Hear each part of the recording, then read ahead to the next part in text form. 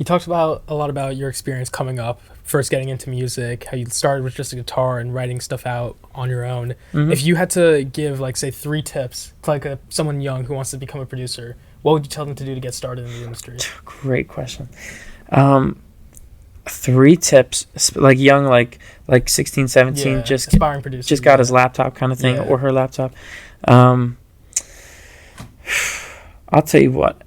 The reason I give these three tips is because of my buddy Devonte, and he was someone who believed in me as a producer. Because I started with a guitar and stuff. I got into hip hop because of some of my friends I was around, and I liked hip hop. I liked Drake, and I liked a lot of hip hop artists, Tyga and stuff. When I was younger, I never produced hip hop. It wasn't until I had some friends that were encouraging me to do so.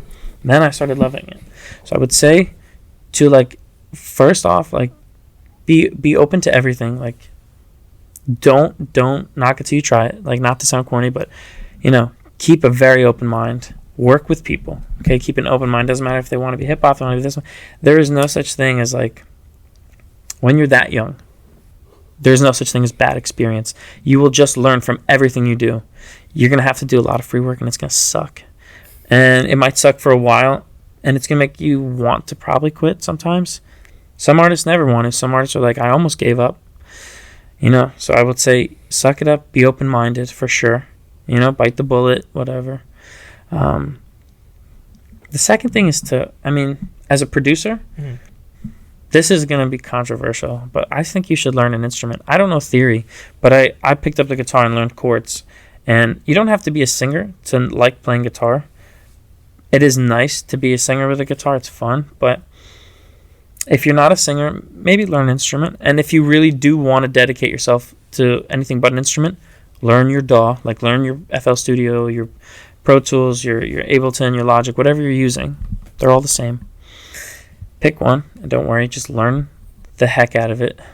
And the third tip would be, it's kind of similar to the first one, with being about being open-minded, but something my mom told me when I was younger was walk through every door that opens. So, like, every opportunity that presents itself to you, especially when you're young and you have very little to lose, walk through every door that opens.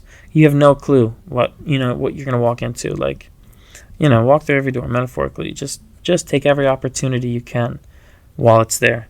It may never present itself to you again, so you don't know, and you certainly don't want to live with the regret of not knowing.